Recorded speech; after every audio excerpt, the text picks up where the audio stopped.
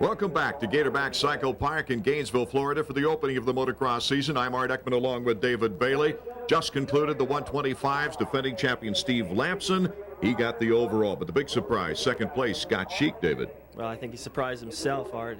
Who would have thought he'd be in second after the first round with all the talent that's in his class? But he proved that consistency is really going to play a big role in this series. Guys like John Dowd, who had problems with his motorcycle in the first moto. Also Pichon, who looked so fast in the first moto, got the bad start, went down the second moto. Time for the superstars right now as we go to the big 250s, and Jeremy McGrath, he's on the roll. Well, he is 6 for 6 so far indoors, and the defending champion, #1 plate on his bike outdoors, and he's sick from what I heard, so that's good news for him. Whenever he's sick, he wins.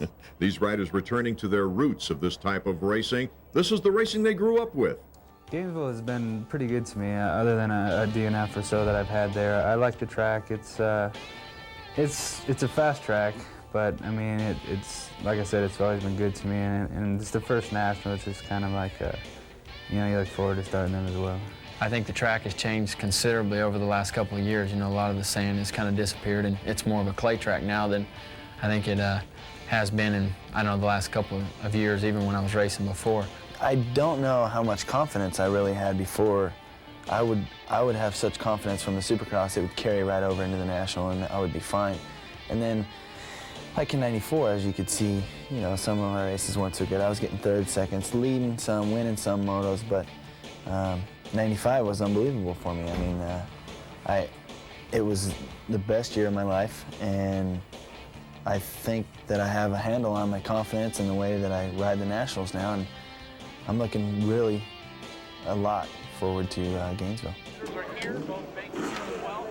The 250s now on the line as Jeremy McGrath puts the goggles on. Skip Norfolk, his final instructions right there at the gate. Jeff Emig, coming off a couple of second-place finishes in the indoor. He's the only guy this year that's been able to beat Jeremy McGrath.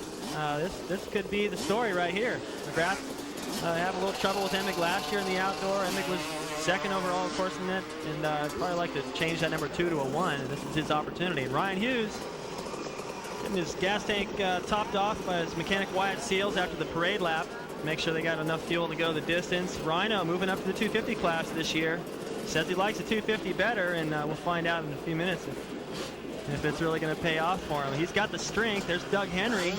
He made his debut in the Atlanta Supercross a week ago, and he looked pretty strong there. This is going to be a little tougher, 2 30-minute motos, and I don't think he's going to be up to full speed and strength, but I think he'll get tough as the season goes on. He doesn't, I expected to see him look stiff after that injury, but he looks the same Doug Henry as he used to, jumping everything and aggressive. Back to Jeremy McGrath, Skip Norfolk yelling into his ear as the bikes rev up here at the gate. Visualizing the start about this time? Well, I'm not really sure what he does. Everyone's nervous. LaRocco really, this is an opportunity for him to get something started. The Supercross series is pretty much gone. But for McGrath, it's just the same thing as always. His mechanic talking to him, getting him pumped up. Okay, we're ready to go right now. Let's see how Jeremy McGrath gets out of the gate with Emig right next to him, and it's McGrath the whole shot. He picks up right where he left off. Emig, though, is giving him some pressure on the outside out of turn 1. That's pretty neat, #1 and 2. And then that's Albertijn 16 on the Suzuki in third. So Emig moves back around. He's in the second spot. #1 and 2, the 2 fastest guys from last year in the Nationals, doing battle. McGrath, though, still has that lead. If Emig's going to do anything, he's going to have to do it in the first lap, because typically McGrath gets away. And the rut's pretty deep after an afternoon's worth of action before we get to the 250s. Jeremy McGrath #1, Emig #2, Albertijn in the third spot. Well, listen to him run the throttle wide open. I'm not sure who that was. The bikes all sound about the same, but you can see right there, Emig decided not to do that. Albertijn did the double up the elevator, and you just mentioned that Emig didn't do it. Right, I don't think Emig had a very good line coming out of the corner. He was trying to get in there and tuck inside of McGrath. I think that was him running the throttle wide open. And look at Emig going all back and forth across the racetrack, cutting off Albertijn, but Albertijn finally takes it away from him. And all you can see, McGrath's got a little lead. Well, everybody knows Emig likes to use all the track. Well, he does. Like I play golf. I see a lot of the courts.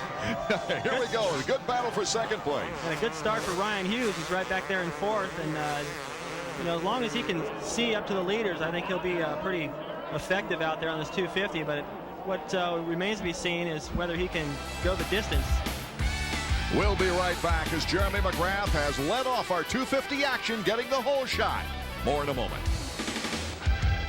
Time for our Suzuki. That allowed McGrath to go on and win the second moto and the overall.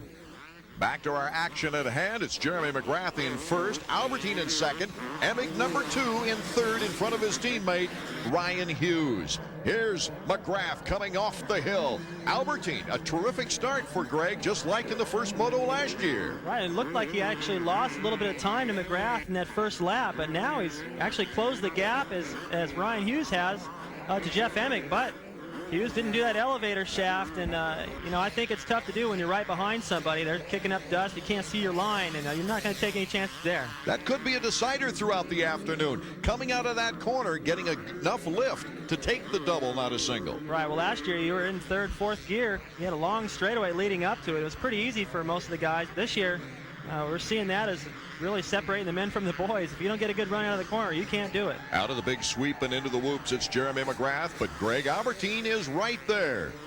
Albertine expecting more of himself this year in the National Outdoors. Well, he's definitely putting the pressure on McGrath right now. I think Jeremy, perhaps in that first lap, he started to pull away a little bit, and it's possible that, I remember how it used to be for me. I would settle into a pace and go, well, this must be good enough. I got a little breathing room here, and all of a sudden, somebody picks it up a little bit, and then you have to readjust, and that can sometimes make you nervous. And the last thing McGrath wants to do is let Albertine get around him, because you know, that he might hold him back, and that would allow EMIG and Hughes perhaps to catch up to him. So it's important for McGrath to push forward and make Albertine really work hard for it. By the majority of the record crowd down into the pit as we come back up to the finish line jump. It is Jeremy McGrath. His overall victory last year, the first win of the season, of course, getting him off to a great start for his championship season. It's interesting, I think, to note here at Gatorback Park that in 14 races of 250, as we see Skip Norfolk giving Jeremy his board, but in 14 prior races, 9 times the winner of Gatorback has gone on to win the 250 title. Well, I remember it hasn't always been the opener. I won it in 1983. It was actually the third or fourth race of the series, but it still applied. Mark Barnett also won that day in the 125 class. We both went on to win the title. Mark Barnett, who came back to work this track into terrific condition after the rains earlier in the week. And, of course, our buddy David Bailey here working on the telecast. You can't get away from it anyway. Almost getting away from him, Jeff EMIG on his Kawasaki, as Ryan Hughes picks up some room there in fourth place behind Jeff. That's a real tricky section. They're coming up to that elevator shaft again. We'll see what happens. EMIG decides to go for it, and once again, Ryan Hughes doesn't do it. You know, he had to ride through a little dust cloud there on the takeoff. Maybe he just can't see where he's going enough. He's not sure what his teammate's going to do. He's playing it safe. A great battle for first place here in Moto number 1 of the 250s. Albertine putting the pressure on Jeremy McGrath, the defending champion. Let's go down to the pit area now. Davey Coombs, I believe, is with Skip Norfolk. Davey. Skip, who is Jeremy more concerned about, the Suzuki behind him or the 2 Kawasaki's? Well, right now he's got to be concerned with Albie. You know, over in the back, he's putting some pressure on him. Jeremy's able to pull away on this side of the track. It's an early race. Last year, Albie seemed to fade a little bit towards the latter part. Jeremy's strong. You know, it's early. We got about 30 minutes of racing left to go. Long motos here in motocross, 30 minutes plus 2 laps. Jeremy McGrath out in front. Greg Albertine still holding on to second place and not that far from Jeremy. This record crowd, you can hear in the background, they're digging it. They want to see somebody challenge McGrath. I don't think they necessarily want to see him get beat. They just want to see him challenged, and he's getting all he can handle right now from Albertine, and EMIG and Hughes are still pretty close. Anybody makes a mistake, these two could very well take over. EMIG in third, Hughes in fourth place. That hairpin turn and then the acceleration down the hill before going back up on the finish line jump. Hughes accelerating, he's on the left. Oh, my goodness, he hit his chin on the bar. And yet he's still taking on Jeff EMIG. Yeah, this kid is so strong. He's a fighter. I've said that 100 times, but you can see it. He wants to get around his teammates so bad. I think EMIG's holding him up right now, and There aren't many guys in the circuit that can absorb an impact like that and just keep on going. I was going to nickname him Timex, man. This kid takes a licking and keeps on ticking. Look how high he goes. And I don't think he was really very tall on the motorcycle, and he wasn't able to absorb that as well as I think he could have, but what an impact. I think he hit his chest in the crossbar as well. That also says a lot for the suspensions of these bikes, taking that kind of impact. Well, it sure does, and you know, you look at Ryan Hughes, he's riding as hard as he can, and he still can't get around his teammate, and they're off the pace of McGrath, so welcome to the 250s. McGrath, Albertine, and EMIG are top 3, with Hughes and LaRocco in the top 5. We'll be back with more 250 action in a moment. AMA Motocross on ESPN2 is being brought to you by Dunlop, simply the best for your bike. Welcome back to Gatorback Cycle Park as we've got quite a battle going on. You see there number 2, EMIG, number 5, Hughes. They are riding behind Jeremy McGrath and Greg Albertine. These guys really starting to put the pressure on Albertine right now. This battle really shaping up for second place. Albertine sat out Atlanta, the Supercross series, to get physically ready for this matchup. Davey Coombs is with Wyatt Seals now in the pit area. It looks like Rhino's having a hard time getting around Jeff. He can't get the leaders till he gets around his teammate. Is that going to create a problem? Well, I hope it doesn't create a problem. I mean, I'm sure that he's a little bit frustrated right now. I think Jeff's holding him up, definitely. And it's keeping him, you know, it's letting Jeremy get away. We all know what happens when Jeremy gets away. We'll keep an eye on that as the race goes on. Ryan Hughes getting a lot of valuable experience with more powerful machines in the 500 at the Motocross des Nations, running 250 in Supercross, and now here in the outdoors. I think the more horsepower you give him, the more mellow he rides, and when he can tone it down a little bit, he starts to ride really good and put the lines together. He's got all the talent. One thing he doesn't lack is his determination. There, ooh, he almost cased that double on the elevator.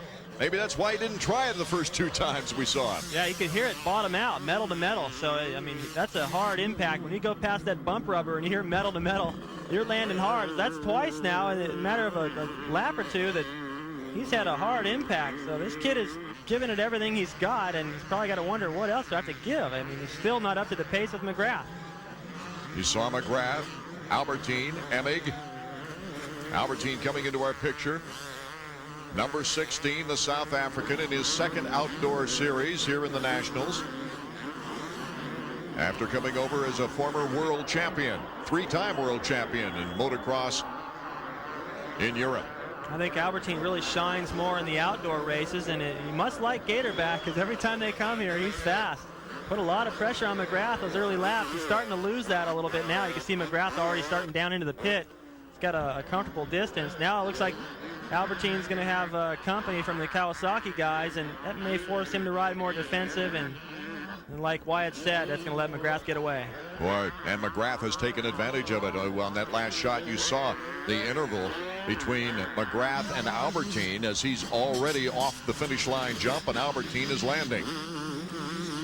We're going to have a good 3-way battle, it looks like, for second place, David. And if you look back, yeah, definitely. And when you look back behind these guys, there's nobody. You know, where the heck is LaRocco and Bradshaw, guys like that, Lawrence? I would expect to see them up there, even perhaps Henry, but they all must have gotten a pretty poor start. These guys, you could probably fall down and pick it up and still not lose a position.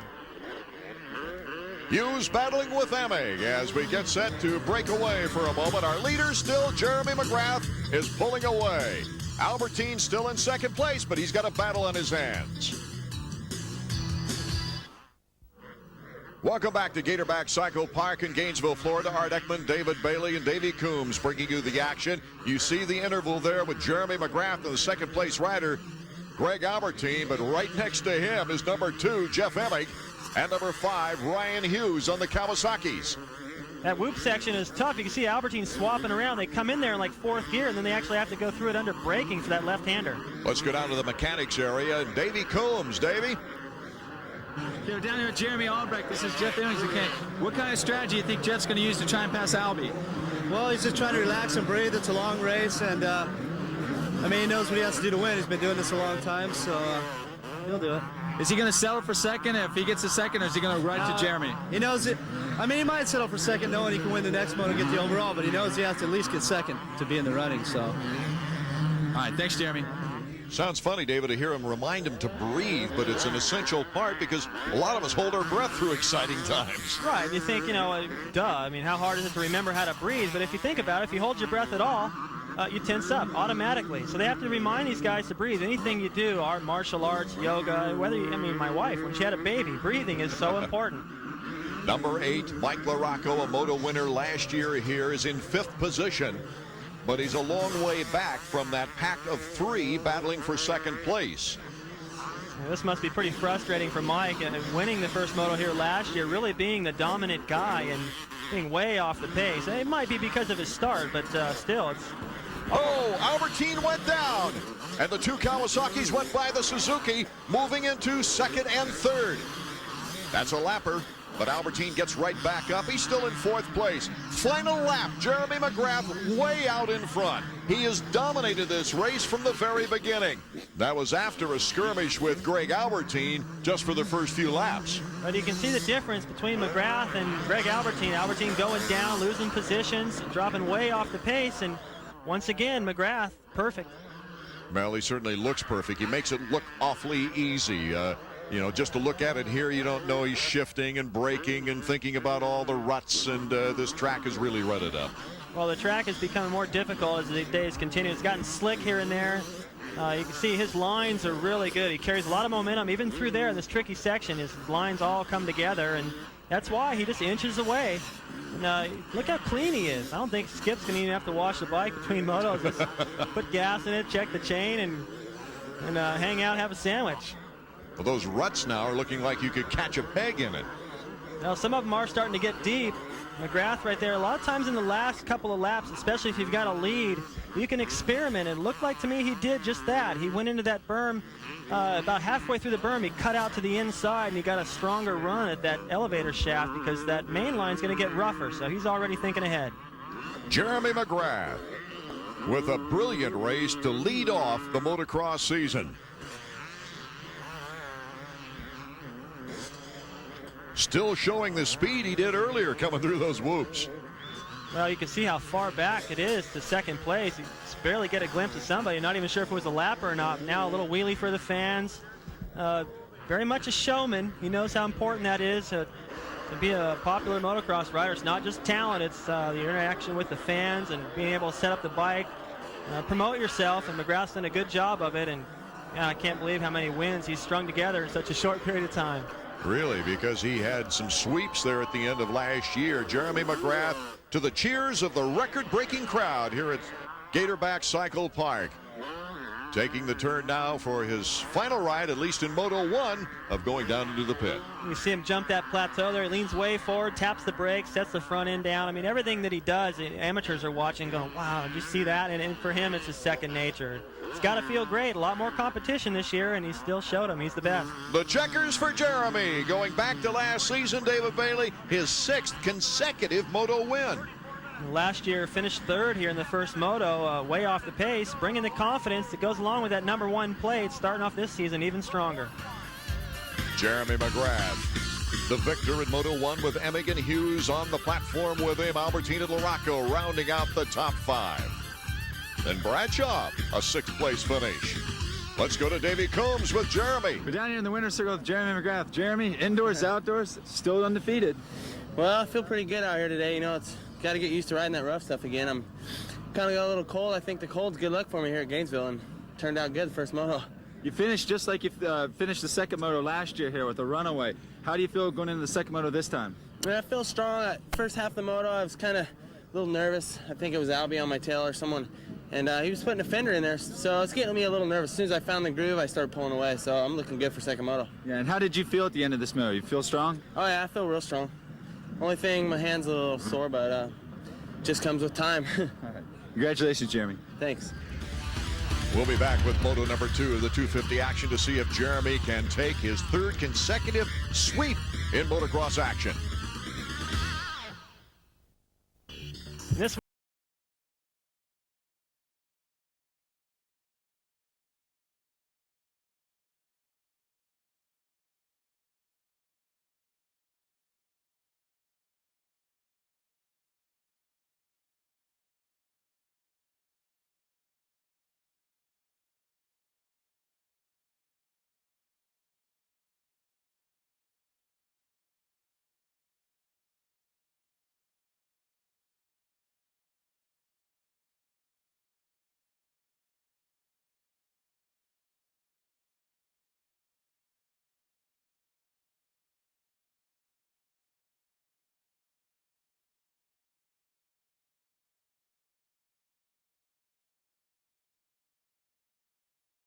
Well, I know that was on your schedule because you went to the bank a lot, David Bailey, as we get set for moto number 2 now.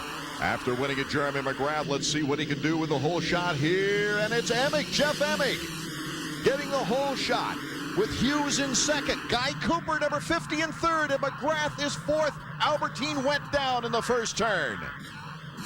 Bradshaw's in fifth.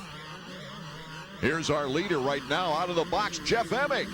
And he's got a Kawasaki teammate right behind him before Jeremy McGrath has a chance. Well, that's real good news for EMIG, and really pretty good opportunity for Ryan Hughes. He looked good in that first moto. He did a lot better than I expected in his first ride on a 250.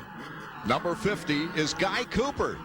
Wow. 33 years old. He's now more in endurance riding and cross-country riding after his Supercross and motocross career. I would have expected him to jump that elevator right there, but I think Ryan Hughes is in the way. I don't expect Cooper to stay up there for very long, but he can go fast for a few laps, and McGrath's behind him, so that might be a problem. By the time McGrath gets around Cooper and Hughes, EMIG could be long gone.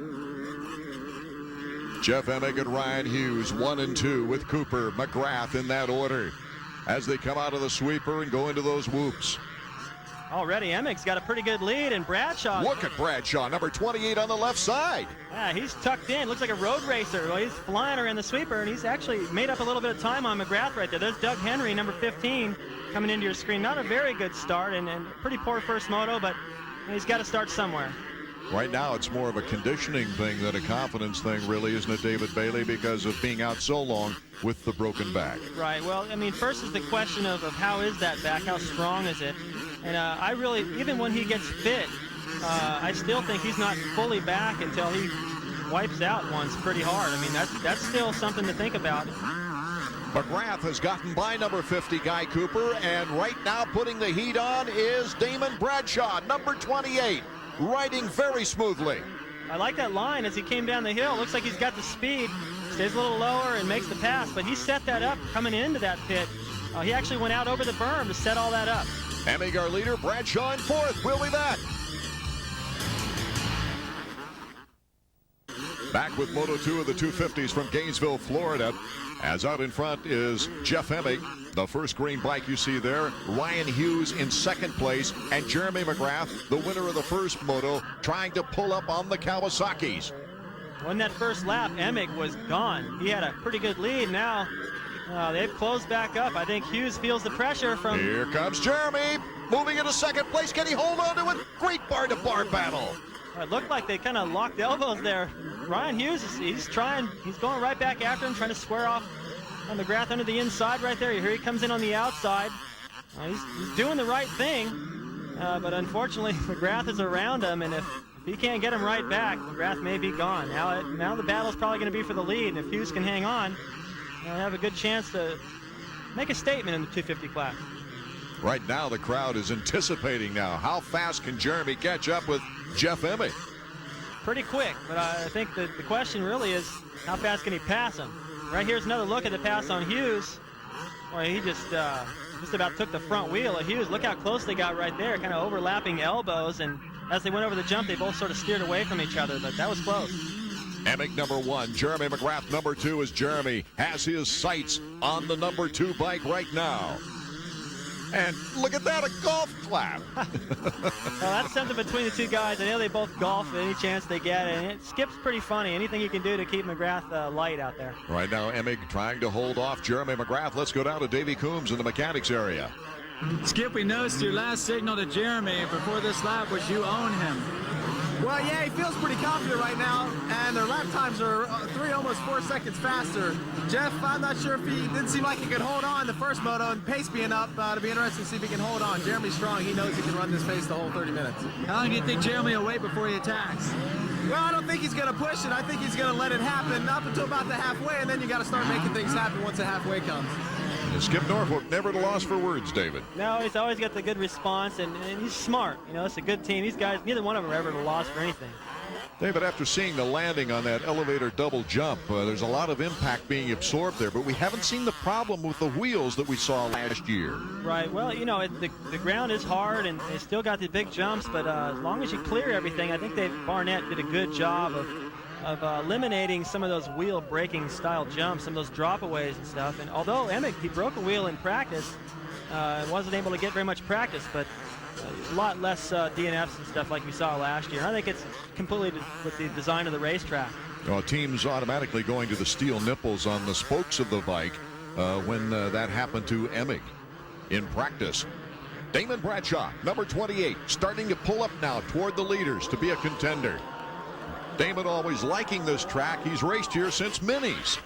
Let's go to Davey. Hey, Steve, it looks like Damon's running a lot differently than he did in the first moto. What you guys talk about between motos? It's just all about the start, you know, like the first moto, he was back in 15th or something, and just trying to get out there from the beginning makes it so much easier. And this moto, I think he was started right there in 4th or 5th. So just to be there and see, you know, maybe pick up on some of them guys' lines and just see how they, you know, what they're doing to do that speed. And looks like he's kind of hanging in there. Thanks, Steve. Hanging in there he is, and doing a very fine job of it. Last year he joined the circuit after the 3rd event of the season, coming out of retirement. EMIG, our leader, with McGrath on his heels. As we take a look at the Honda Field summary. We're back to motocross action. Jeff EMIG, our leader, in front of Jeremy McGrath here in the second moto after Jeremy took moto number 1. Pretty much with ease, too, and not much of a challenge from EMIG. As we pointed out before they started the first moto, EMIG's the only guy to beat McGrath this year. He sits in a good position to do it again. And McGrath, you know, I don't see any place on the racetrack where he's really that much faster than EMIG. And EMIG's going to have to make a mistake. He made a little one right there. Still not enough.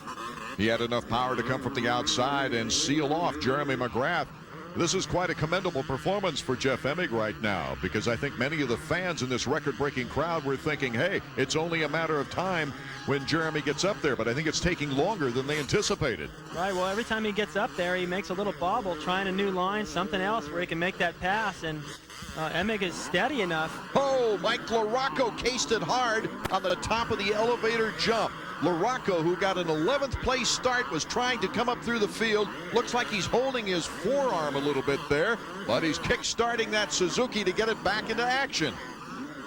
Yeah, he looks like he's in pain, Art. I mean, if that is the top of the elevator jump, and I'm just going to assume if he came up short there, we saw Hughes bottom out there and pull it off. I mean, if he crashed there, he must have came up way short, and you know, we know how many injuries he's had to those arms, and they have to take a beating on an impact like that. Back out in front, it's EMIG number 2 and Jeremy McGrath number 1. And Jeremy unable to really show him a wheel yet as they come over the finish line jump. You know, I think the strategy might play a part here. I think Jeremy's probably going to set EMIG up. I mean, that's what I would do. I would, so let's say, Roy says you're smoother. Roy Turner. That's the team manager. That's kind of a weird thing to put on the board, because EMIG, or McGrath's right there, he can read it too. I don't know, really, smoothness isn't going to win this race. Speed is. Now it's a fight. And McGrath is going to pull out everything he can. And what I was beginning to say on that strategy is that if McGrath moves around EMIG right now, that gives EMIG a chance to retaliate. And he will, believe me. And if McGrath thinks he's faster somewhere on the racetrack, he might be smart to save that till the last lap and not give EMIG a chance. Well, if the strategy doesn't work and EMIG wins this moto, he takes the overall, winning the second moto. Jeremy, though, he's going to test him. You know that. Listen to that corner before the elevator. And look at, boy, McGrath really having to suck up that roost, and it goes wide at the top.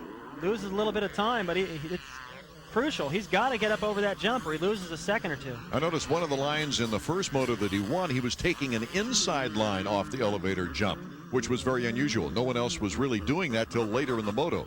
Well, that's just the skill that McGrath possesses, to be able to jump that jump so perfect and get on the brakes and make that inside. It's not easy to do, and right there, he made a mistake.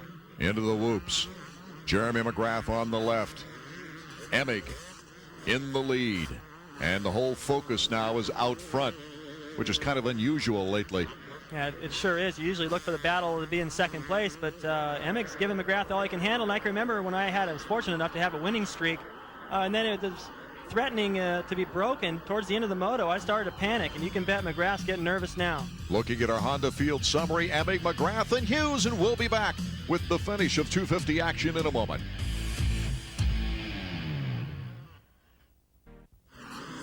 Art Ekman, David Bailey, and Davey Coombs down in the mechanics area as we check out moto number 2 of our 250 action from Gatorback Cycle Park. It is Jeff EMIG who has held on to this lead over Jeremy McGrath after McGrath just dominated the field in moto number 1. EMIG now starting to get the test. Well, that's for sure. I can tell you what it feels like. I've had Johnson breathing down my neck for 30 minutes, and it's no fun. McGrath trying to use the inside to get up that elevator jump. Oh, that gives EMIG a big advantage. EMIG able to double. McGrath, after spinning coming out of that corner, didn't have the run at the double. Yeah, and look how much time he loses. Watch McGrath. He gets on the gas, but you see that whiter colored dirt right there. That's the hard pack stuff. It's slick. It's like riding on a street with sand on it and unable to hook up.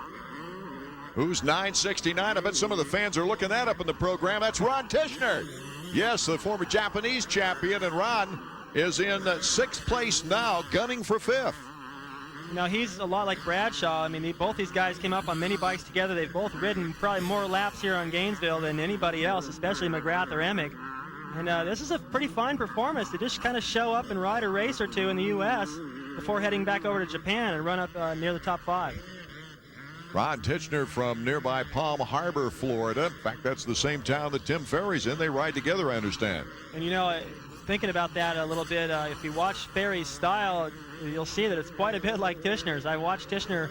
I used to stay at my house in Virginia when he was riding the 125 class before he headed over to Japan, and really has a good riding style, and I kind of thought that he would have amounted to a little bit more than he has so far. Oh, ALBERTIJN going down again. That'll drop him to about 10th position now as we see our leader Jeff EMIG coming over the start-finish line. More pressure from Jeremy McGrath. That's the dirtiest I've seen McGrath all year, Art. I mean, he's always in the lead after the first couple of laps. Look how clean EMIG is. EMIG really accelerating through there. Brakes hard to take the tight turn. McGrath is not having an easy time of it, staying up with him, especially if he doesn't take the double on the elevator jump. I think he lost about a second on that particular move last time. Yeah, and he steadily gains a little bit of that time back, and then they come around to it again, and if he's unable to do it this lap, that could ice it for EMIG. He might be able to pick this up because we're getting down to the wire here. Ooh, look how deep those ruts are getting now on that turn as they accelerate up that hill in the corner. And EMIG had a neat line coming out of that corner. He just picked it up on the rear wheel and rode it through there.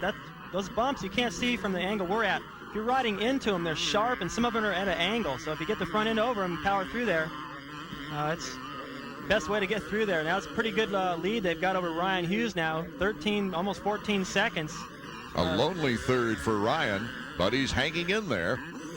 Yeah, not too bad for Ryan. He's still not jumping that elevator jump, and you know, if you're losing a second a lap, that's about the difference right there. Ryan Hughes, a 3rd place in the first moto, currently in 3rd again. He'd be well off points-wise. Sure, this is a great performance for him. First time in the 250 Nationals and 3rd in both motos. He was in contact. He was up there running with Jeremy for a little while. At least he got a look at him. It's a lot better to have a look at him and then drop back than it is to never see him at all. And after such an emotional rivalry last year of losing the 125 crown in the last moto to Steve Lampson, I'll never forget when his chain broke and he pushed his bike over the finish line to the cheers of the fans, and he just collapsed right after the finish line. Well, he may not have won that battle, but he proved that he has the guts to do what it takes to get across the finish line, and in the long run, that's going to pay off. Only 22 years of age. He's got a lot of riding ahead of him, hopefully. From Escondido, California. You get a little sand out in that area, don't you? A little bit. They got a lot of different practice tracks they ride on. I know the Kawasaki test track is fairly hard packed, but he goes out to some other local tracks, and he lives pretty close to me. I see him every now and then. I can tell you one thing, this kid trains really hard. He's in the best shape of anybody out there. I don't think there's anybody in any better shape than he is, that's for sure. Okay, Jeremy McGrath now has picked up a little bit on Jeff EMIG as they come around turn 1 after the finish line jump. It seems like McGrath loses time over near the elevator jump and now picks it up by the time they get back into turn 1. And listen to all the yelling. You can hear the intensity in the mechanics area. That's not just the mechanic now. It's the mechanic, it's the suspension guys, the team managers, Wes McCoy, Jeff Stanton. I can see him out on the racetrack. Everyone's yelling. This is getting down to the wire, and for the first time this year, McGrath just might lose. Well, in motocross, he hasn't won them all. He had a championship run last year winning 12 of 24 motos. great percentage. It doesn't get much better than that. I mean, you know, he won the title and he won half the races. And, you know, when you do that, the momentum is all yours. And if he loses this here today, that momentum, it's only one race, Art, but that's all it takes for that momentum to shift. And he's got to get around EMIG to keep that. Right here is a crucial. Now, he jumps it, so he's going to stay in contact, but still kind of gets stuck out there on that outside line, so he loses a little bit of time, regardless of the fact that he still jumped that elevator. Our Honda Field summary: EMIG, McGrath, Hughes in that order, with Larry Ward moving up into fourth.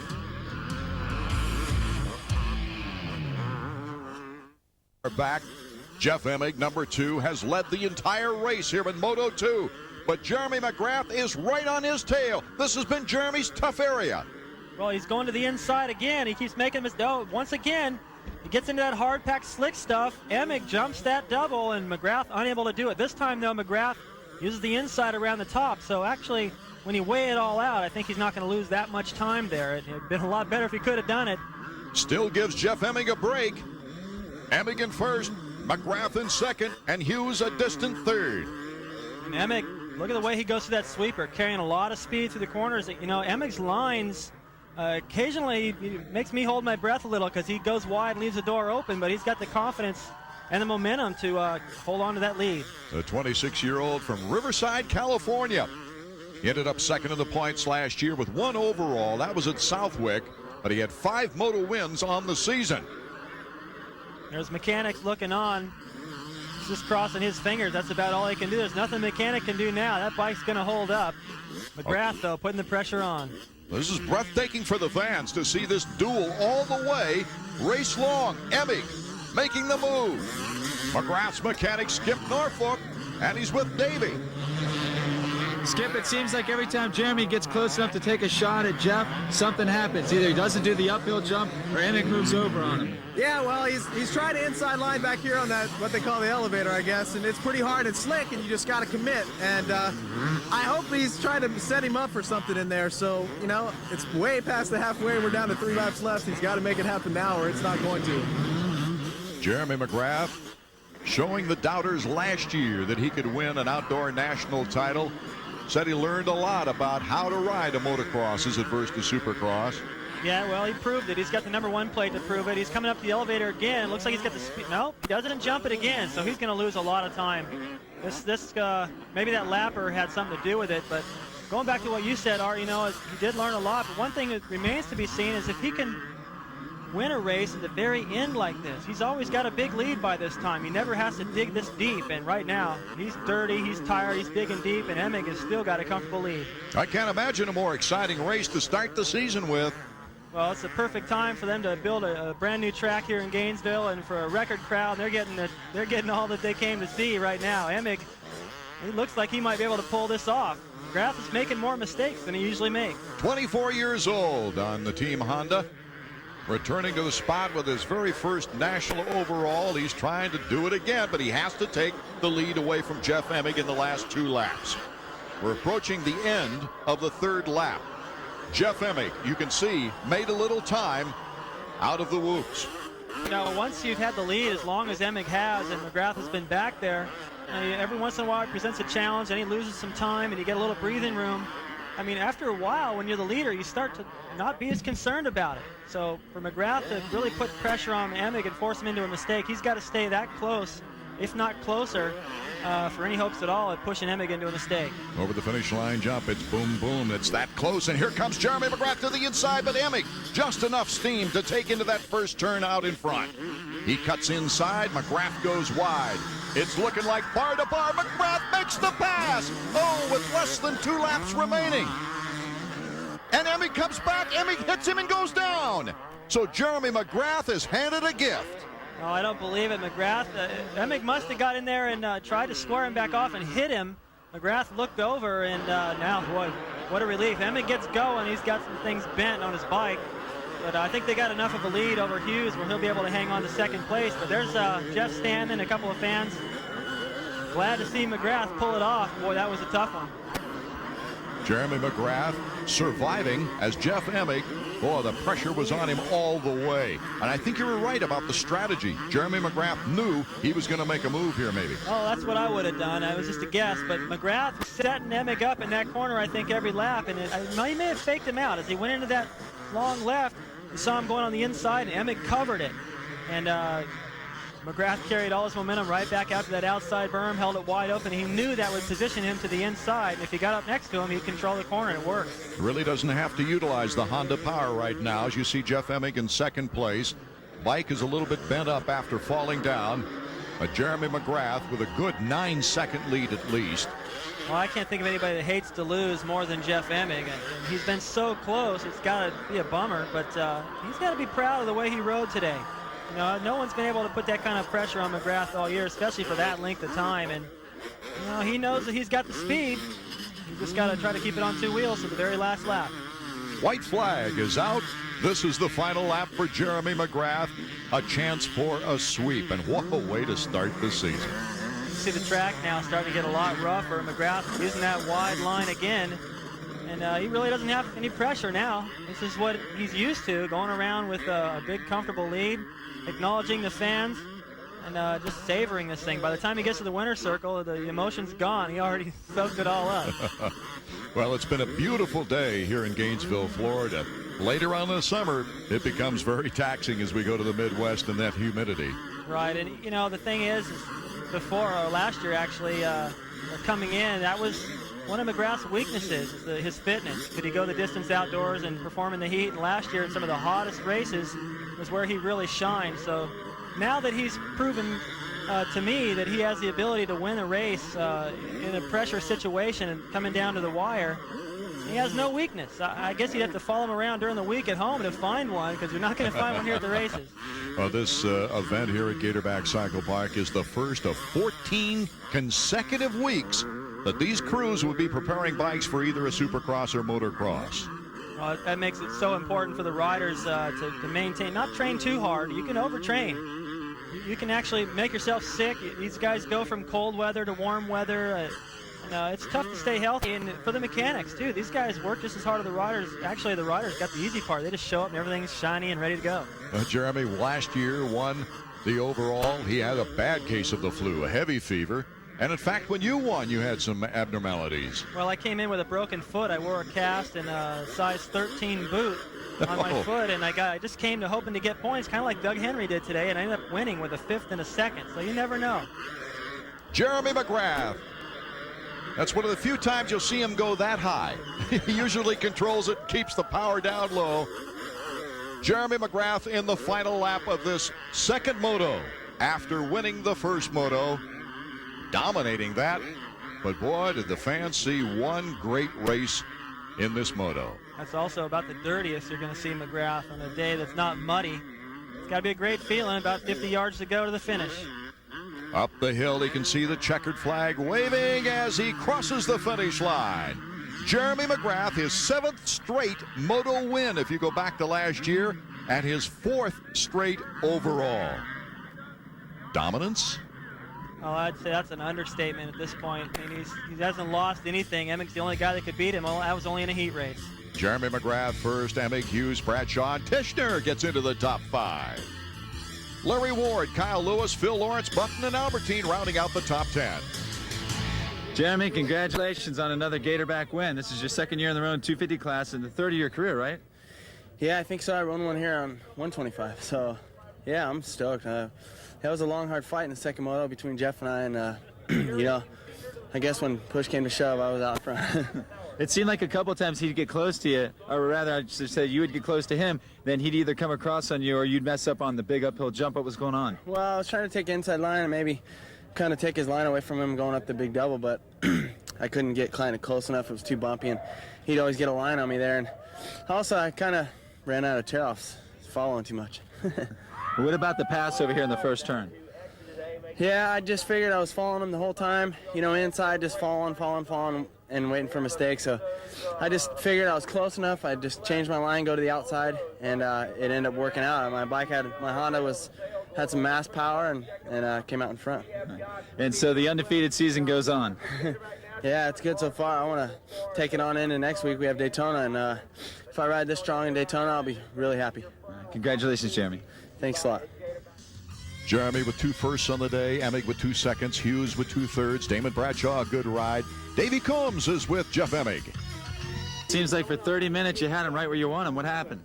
You know, this turnout here by the start, I was riding the inside, and I wasn't the fastest up in this section. Jeremy was really fast, through the upper section. And when I came through my usual berm there on the inside, it was all blown out, and it kind of, I kind of lost all my drive coming out of the turn. And then that's when McGrath got on the outside of me there. And what about in the next corner when you fell? Well, the next corner, I went to get him back right away, and I just lost traction on the rear end, I guess. Basically, that's all that happened. Jeremy McGrath, the overall victor. The riders now in the cruise going back to 7 rounds of Supercross before our next Motocross Outdoor National in Sacramento, California. But quite a day and quite a race for these two. Art Ekman for David Bailey and Davey Combs saying thank you so much for being with us.